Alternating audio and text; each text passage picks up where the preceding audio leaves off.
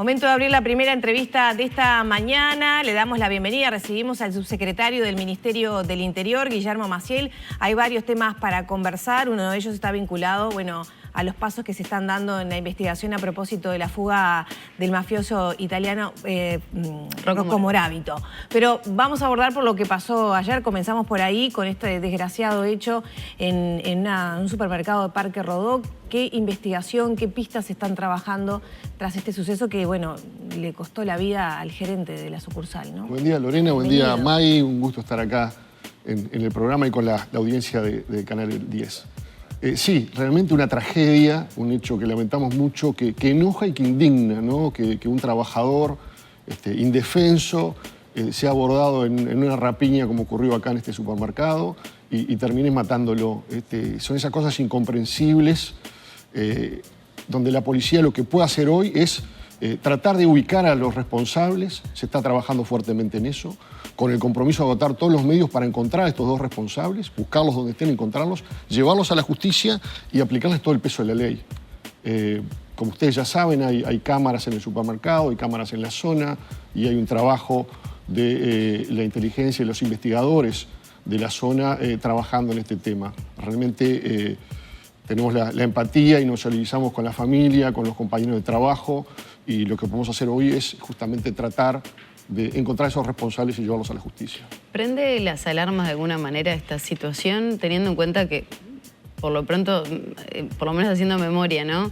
Hacía tiempo que no se escuchaba una rapiña con este desenlace fatal. Exactamente. Preocupa muchísimo siempre todos estos casos. Todas las muertes duelen, pero veníamos acostumbrados a muertes entre delincuentes, por conflictos entre ellos, por territorio, que son muertes igual que las otras. Pero estas en particular, donde es un trabajador que, más allá de las versiones, si se resistió, si quiso dar la llave de la caja o no las quiso dar, cosa que no está definido, no justifica de ninguna manera que lo hayan matado de la forma inhumana, cruel e injustificada como ocurrió. ¿Hay pistas firmes para dar con el paradero de los delincuentes? Se está trabajando, no podemos adelantar porque es parte del trabajo policial, conjuntamente con la Fiscalía, ¿no? La Fiscalía es la que conduce la investigación, con el apoyo de la policía que está trabajando muy fuerte en eso. Hemos tenido muy buenos resultados en otros crímenes de aclararlos y tenemos toda la confianza en que ocurra lo mismo. No es una satisfacción, seguramente, no recupera a la víctima ni a la familia, pero por lo menos hace justicia en un crimen tan horrible como este. ¿Se está advirtiendo mayor virulencia en los delincuentes cuando, por ejemplo, van a cometer un atraco o al intentar, robar a alguien? Lo uno, por ejemplo, con lo que pasó la semana pasada de ese hombre que fue a tirar la basura en la noche, cerca de acá del canal, y fue abordado por alguien que le pidió dinero y no tenía, el hombre había bajado a tirar la basura y está en CTI apuñalado, ¿no? En los últimos años tenemos un descenso importantísimo en donde las circunstancias o el motivo del robo fue la rapiña o el hurto y desembocó en la muerte de una persona. Estamos en los números más bajos. En el primer trimestre de las 96 personas que fueron asesinados, 93 personas, perdón, que fueron asesinados, solo 6 fueron en rapiñas. Duele muchísimo ver esas circunstancias y hay otros casos que son en violencia intrafamiliar que también son graves y el resto han sido en conflictos entre delincuentes.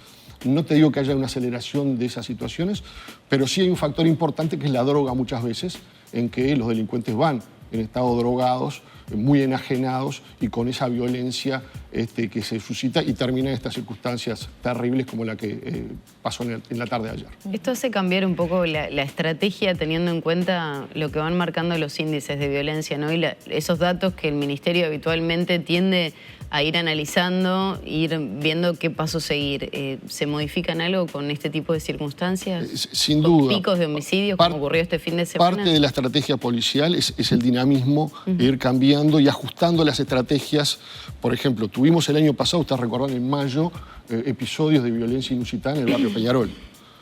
Hoy no se habla más del barrio Peñarol, donde ha habido operativos policiales y la instalación de cámaras. Todo el norte de Montevideo, norte-oeste y norte-este no tenían cámaras. Estamos instalando 2.200 cámaras en esa zona. En Peñarol ya se instalaron. Hoy tenemos una situación en Villa Española. Es decir, se está replicando aquel fenómeno en su momento ahora en Villa Española entre básicamente dos familias vinculadas a la droga en conflicto por territorio, pero donde puede haber daño colateral o víctimas inocentes. ¿Cuántas se instalaron hasta el momento? No tengo el número en este momento. Estamos en un proceso de instalación que pensamos que de acá a fin de año estarán todas instaladas en esa zona tan popular, de gente tan trabajadora, de gente inocente, donde a veces se dan algunos núcleos de personas habituales al delito y bueno, que son los que tenemos que combatir. ¿Está pasando eso que en algún momento se advirtió como que se corría el delito a los lugares donde no había cámaras, que no era que las cámaras iban a eliminar o bajar la delincuencia, sino que iban corriendo? Puede ser, es un tema que contribuye mucho, obviamente, el tener las cámaras, porque es un instrumento fundamental para la Fiscalía. La Fiscalía tiene los elementos de juicio donde puede ver reflejado el rostro de la persona o la indumentaria o el vehículo que utilizó y son elementos de prueba para luego conducirlos y poder formalizarlos frente a la justicia. El corrimiento del delito siempre existió y va a seguir existiendo. Buscan donde no hay cámaras.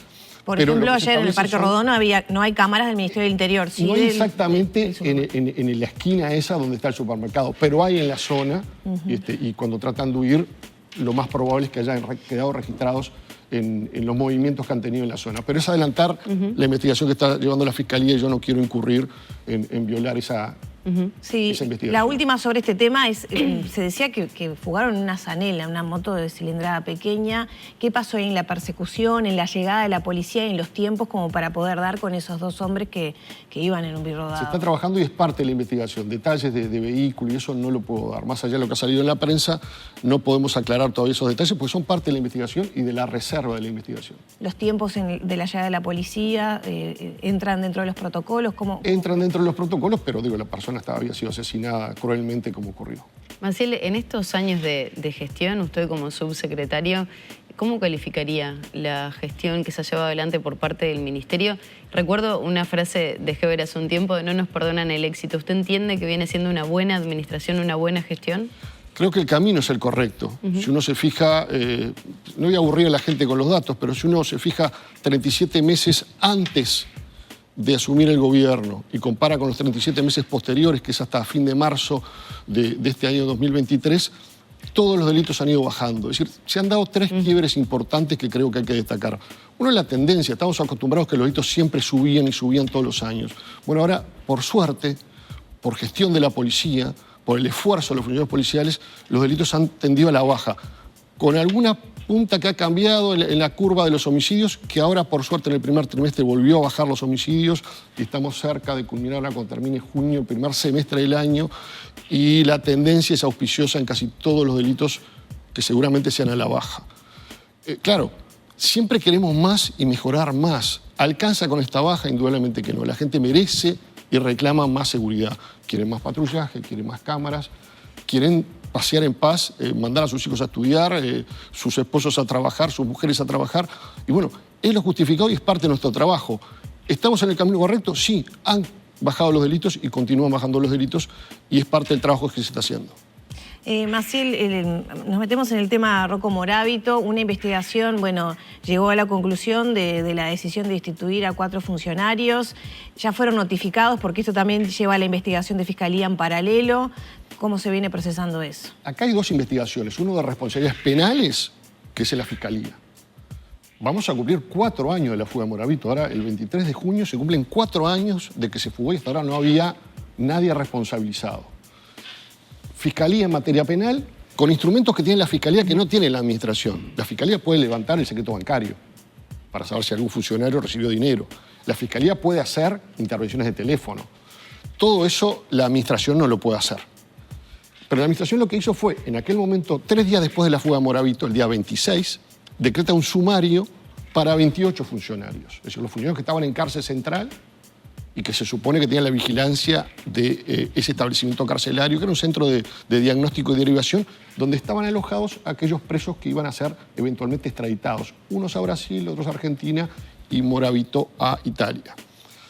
Rocco Morabito era un preso de muy alto calibre, al igual que González Valencia. Rocco Morabito estaba entre los 10 delincuentes más buscados del mundo.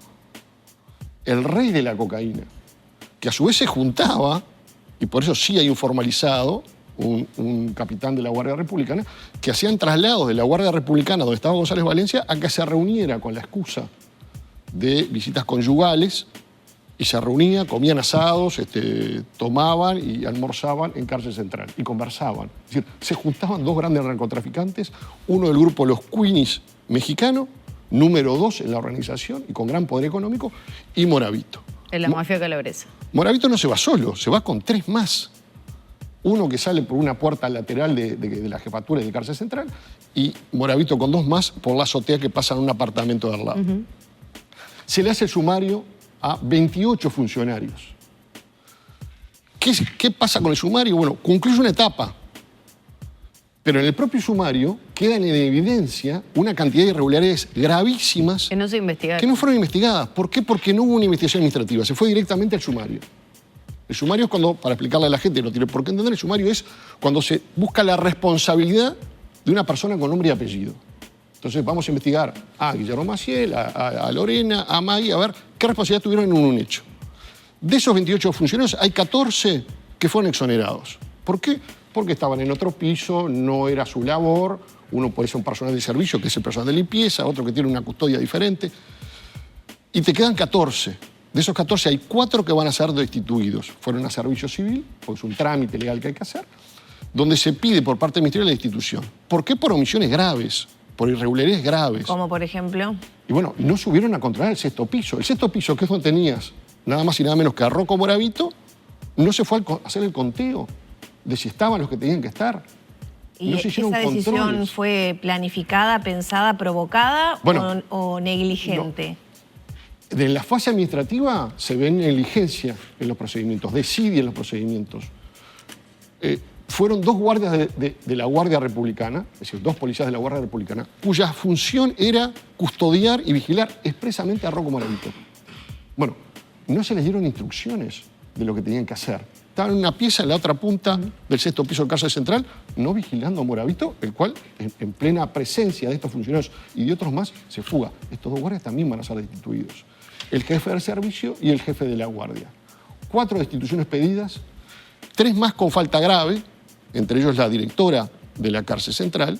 Más allá de algunas medidas que ella había tomado, se le fugó Moravito y no hubo controles. Y hay 7 funcionarios más con faltas leves. ¿Qué fue lo que dejó en evidencia el sumario? Bueno, esas irregularidades graves, que cuáles son, me gustaría repasarla con ustedes porque realmente son las que llaman la atención y parecería una película de Netflix.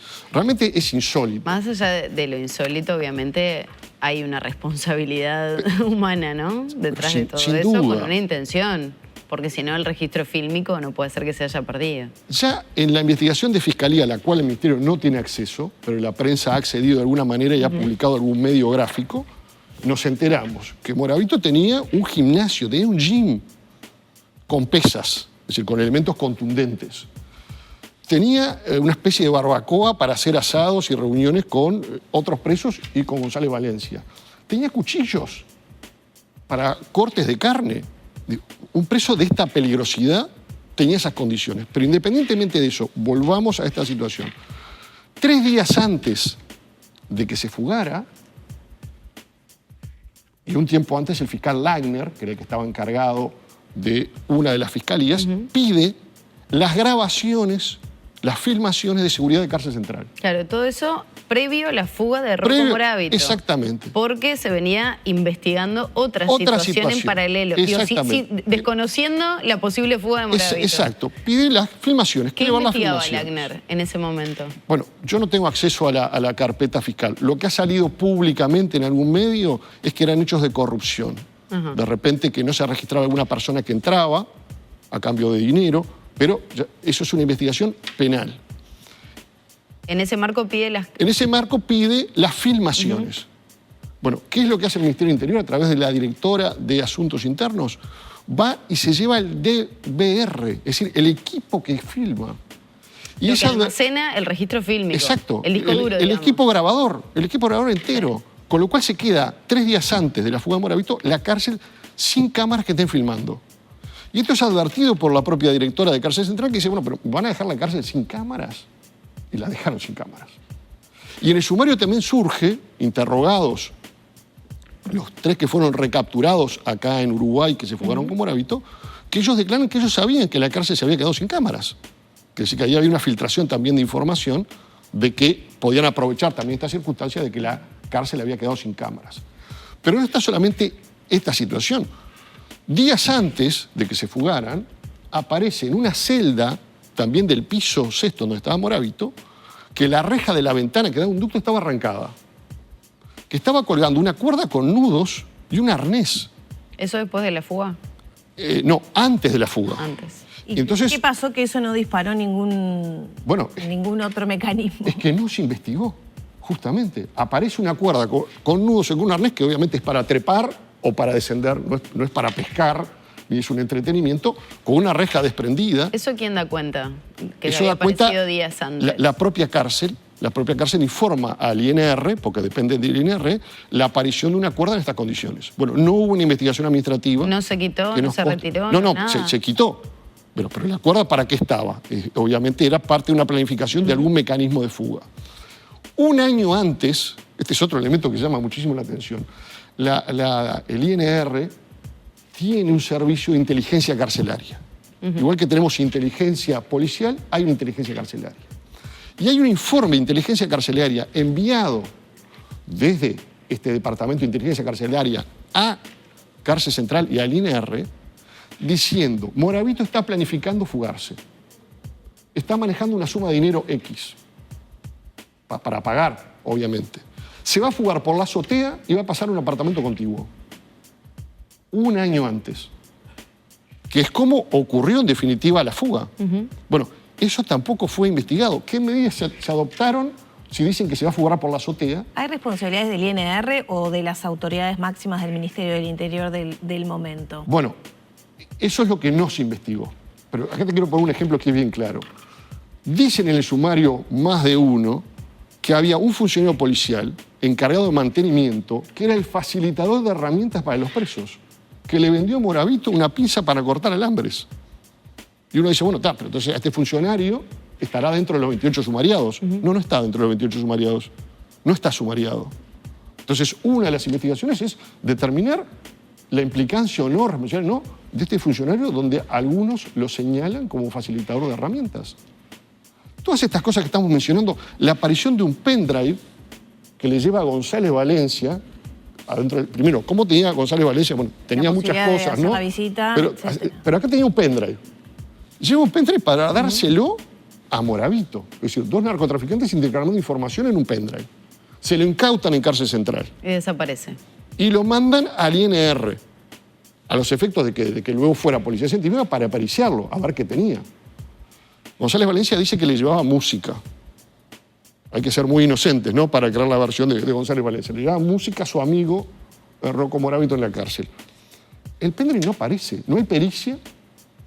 Nadie sabe quién lo recibió. ¿Nunca llegó a científica? Nunca llegó a científica y se perdió el pendrive. La última persona que lo tuvo, ¿qué pasó con ella? Bueno, va a ser investigados ahora los anteriores autoridades del INR, directores y subdirectores técnicos, para tratar de determinar qué pasó con el pendrive. Ahora, ¿Por qué Maciel, todo ¿se esto da surge cuenta ahora? Perdón, Mike, porque pasaron un montón de años, no se investigó, pero también hace 3 años que está este ministerio, esta gestión, y tampoco se había investigado, no se había llegado Porque a eso. solo se abrió un sumario, y el sumario, el instructor sumariante, que es el abogado que hace el sumario, dice, bueno, yo investigué lo que estaba limitado dentro del sumario, que eran estas 28 personas. A veces era la pregunta. Pero surge de acá que quedaron una cantidad de cosas sin respuesta.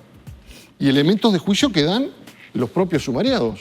Un funcionario, una cuerda, un pendrive que se entregó y desapareció. Bueno, todo esto yo no lo investigué porque no estaba dentro del sumario. Esas son resoluciones que firma el actual ministro El para actual que ministro, se investiguen. exactamente, son 5 resoluciones que tienen que ver, como yo mencionaba, el retiro del DVR, la manipulación de las cámaras. Ahora han visto ustedes también en algún programa de televisión, Moravito corriendo las cámaras para que quedaran espacios ciegos donde él pudiera circular o hablar con alguien y no lo estuvieran filmando. Maciel, ¿hay responsabilidades políticas? Digo, más allá de yo lo administrativo, no lo puedo asegurar. De las situaciones puntuales y estas personas que terminan siendo destituidas, ¿hay responsabilidades? Seguramente hay responsabilidades que van más allá de estos policías que fueron investigados. Más allá de estos 14 que están siendo sancionados, seguramente haya más. En fase penal, seguramente, el fiscal Langner, en vida del querido ministro Jorge Larrañaga, nos habíamos reunido 2 veces y decía que pese al tiempo transcurrido, tenía muy avanzadas las investigaciones y que él veía que había responsabilidades culposas y dolosas del punto de vista penal. Lagner fue enviado a otra fiscalía. Perfecto. Y ahora tenemos a la doctora Silvia Porteiro. ¿Sigue en esa línea, Porteiro? Bueno, no lo sé. Yo no he hablado con la doctora. Asumió hace poco. Tiene una cantidad de causas. Esta obviamente es la que tiene más tiempo y complejidad y funcionarios con esas facultades que le da la ley justamente a Fiscalía que nosotros no podemos hacer. Pero el Ministerio del Interior tiene planificado llevar nuevos materiales de esta investigación, Todo lo que sea, ampliación de acá, denuncia, etcétera. Lo que queremos es, ahora se están designando los abogados que van a llevar adelante estas 5 investigaciones. Se les ha dado las instrucciones de prioridad, porque tienen muchos casos para investigar, en la oficina de sumarios. Esto tiene prioridad. Avanzar con la prioridad de esto y si es posible de acá a fin de año, como mucho, tener por lo menos algunas de estas investigaciones administrativas concluidas, ver si hay más responsabilidades del punto de vista administrativo de estos funcionarios o de otros, y luego, si hay elementos que hagan presumir irregularidades y hechos de apariencia delictiva, llevarle a la Fiscalía y aportarle lo nuevo que se haya descubierto a través de estas investigaciones que lamentablemente no se hicieron. Maciel, aprovechando para cambiar de tema también, ya ¿Cómo no? concluyendo un poco el tema Rocco Moravito y su fuga, ¿qué pasa con la situación del pasaporte de otro narcotraficante, en este caso un uruguayo como Sebastián Marcet? Por allí algunos medios señalaban que iba a ser citado por Fiscalía. ¿En qué situación está? ¿Hay investigaciones también internas a nivel del Ministerio del Interior? Citación de Fiscalía todavía no se ha llegado ni al ministro Heber, ni a mí, ni a ninguna otra autoridad. Nosotros no tenemos ninguna citación. Si llega una citación, con gusto vamos a comparecer a dar las explicaciones del caso en su momento. Investigación hizo, y hubo una investigación administrativa, no encontró responsabilidades de parte del Ministerio del Interior, más allá de una situación que se dio y que le costó el cargo al subdirector de Identificación Civil por, en cierta manera, vamos a decirlo con lenguaje sencillo, tratar de apurar el certificado de antecedentes judiciales que se requiere para la emisión del pasaporte. Más o menos por mes salen unos 4.000 pasaportes en nuestro país.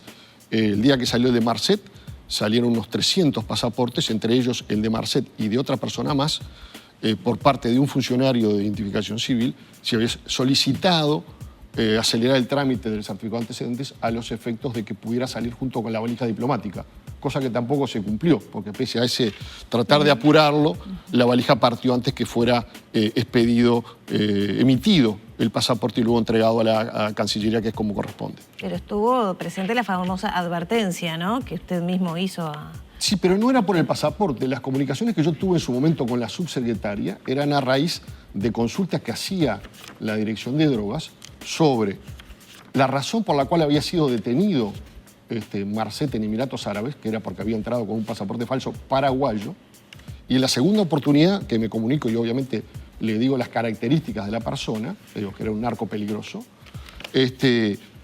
era si continuaba detenido. ¿Por qué esto? Porque hasta el día de hoy, fíjense, cuando hablamos hoy de cosas que llaman la atención de Moravito, bueno, trasladémonos al caso Marcet. Hasta el día de hoy, nunca nos ha llegado una comunicación de Emiratos Árabes diciendo que había estado detenido Marcet en Emiratos Árabes. Es más, en un momento, directamente... No entendí esa parte. ¿No le llegó nunca la comunicación que... De que había estado detenido Marcet. Hasta el día de hoy, Emiratos Árabes nunca le informó a través de Interpol de que estuvo detenido en Dubái. Pero ¿y cómo la representante de Cancillería...? No. Una cosa es Cancillería. Estoy hablando del gobierno de Emiratos Árabes, las autoridades de Emiratos Árabes. Interpol Uruguay, en determinado momento, no recuerdo la fecha, pregunta a Emiratos Árabes: ¿este ciudadano uruguayo está detenido? ¿En qué condición y por qué? La respuesta, que creo que fue en septiembre, 10 o 14 de septiembre, es: esa persona no está detenida y se fue del país.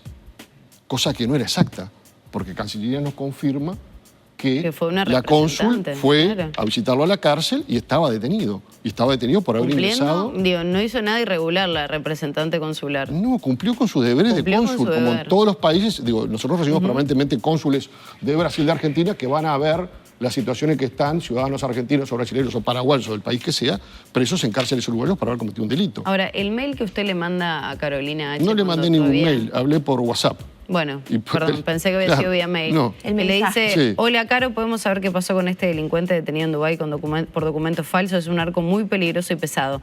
¿Esto fue antes o después de que ya se le había entregado el pasaporte? No lo sé porque nunca estuve al tanto, ni yo ni el ministro Heber, de que se estaba tramitando un pasaporte. No hablamos del Por eso, pasaporte. ¿esto fue después que se entrega la documentación? No, creo que la documentación se le entrega después de este episodio, de estas comunicaciones. Creo, no recuerdo la fecha. Lo que sí O sea, sé... se despierta una alarma, una alerta, teniendo en cuenta que era una persona buscada internacionalmente, o por lo menos No, con es que no estaba estos buscada internacionalmente. antecedentes. Hasta ahí no estaba, ese es el hasta grande ahí del no problema. estaba. Todo esto ocurre en el año 21. ¿A él lo buscan internacionalmente después del asesinato del fiscal? No, tampoco. Recién hay una orden de detención, no tiene nada que ver con el asesinato del fiscal, que es muy posterior. La orden de detención por presunto narcotráfico en Paraguay la emite Paraguay en marzo del 22. Y todos estos episodios son en el año 21, donde Marcet no tenía, y sigue sin tener ninguna requisitoria de Uruguay y ninguna causa abierta en Uruguay. Si Marcet, vamos a suponer, no lo hubieran detenido en Emiratos Árabes, se hubiera tomado un avión a Uruguay. Venía a identificación civil. Tramitaba el pasaporte. Hola, ¿qué tal? Vengo a sacar el pasaporte, acá tengo el certificado de antecedentes judiciales. No tengo antecedentes. ¿Por qué no tenía antecedentes? Porque un decreto del año 2014 del expresidente Mujica había modificado las reglas de juego, para que la gente nos entienda, y había sacado la exigencia de antecedentes en el exterior. Bastaba no tener antecedentes en nuestro país. Y no tenía antecedentes en nuestro país en el 2021. Él ya había tratado de tramitar pasaporte anteriormente, teniendo causas abiertas y se le habían negado. Pero en el 2021 cumplía con los requisitos legales. Y al día de hoy, por eso quiero repetir, al día de hoy no tiene ninguna causa penal en Uruguay, ni ninguna requisitoria, salvo la de Paraguay, que es una alerta roja para detenerlo. Obviamente Marcel no está utilizando el pasaporte uruguayo en ninguna parte porque sería detenido instantáneamente al pasar cualquier aduana. Se le entregó en momentos en que cumplía con la reglamentación, más allá del tema de acelerarle, que no correspondía el certificado de antecedentes judiciales, que le dio libre de causas. Maciel, tenemos que cerrar. ¿Hay algún momento en que se valora qué pensará la gente de toda esta nebulosa Marcet, la fuga de Rocco Morabito? ¿Hay alguna valoración de cómo se le está cumpliendo a la gente con toda esta oscuridad en diferentes temas? Sí, sin duda. En el caso de Rocco Morabito, bueno, nos costó una mancha internacional con Italia, la cual hemos podido subsanar en gran medida con la captura de Rocco Morabito. La captura, si bien fue en Brasil, fue a través del trabajo de la policía uruguaya, conjuntamente con carabineros italianos, que aportaron tecnología, que aportaron conocimiento, profesionalismo, para que la policía uruguaya pudiera dar con Rocco Morabito y avisar a Interpol y a las autoridades brasileñas para poderlo capturar. Un sujeto que también, déjenme un segundito para aclarar esto, llama la atención también de por qué estaba en cárcel central. Porque en cárcel central van aquellas personas que van a ser extraditadas para ser juzgadas en el exterior. Y se llama preso administrativo. En el caso de Morabito, se da una situación diferente, ya había sido condenado en Italia. No iba para ser juzgado, iba para cumplir condena. Por lo tal, no correspondía que estuviera en cárcel central. Podía haber estado como estaba González Valencia en un contenedor en el medio de la Guardia Republicana, que era mucho más difícil que se escapara. Sin embargo, estaba en estas circunstancias de estar en una cárcel donde terminó yéndose por las otras. En el centro de Montevideo. Además. Y en el centro de Montevideo. Diferente es el caso de este otro narcotraficante, como yo definí, peligroso y conocido para las autoridades uruguayas por sus antecedentes anteriores, que luego la justicia le extinguió las causas, y eso es autónomo de otro poder del Estado, donde lo que el Ministerio quería saber era, para drogas, si esta persona entró con un documento, qué documento y si seguía detenido. Lamentablemente, esos antecedentes de estar detenido en el exterior no pesaron, porque así lo establecía la reglamentación, para evitar darle un pasaporte cumpliendo con todos los requisitos legales en ese momento. Muchas gracias por estos minutos. Muchas gracias a ustedes. Cerramos por aquí la entrevista con el subsecretario del Ministerio del Interior, Guillermo Maciel. Ya pasan 23 minutos de las 9 de la mañana. Y momento de actualizar.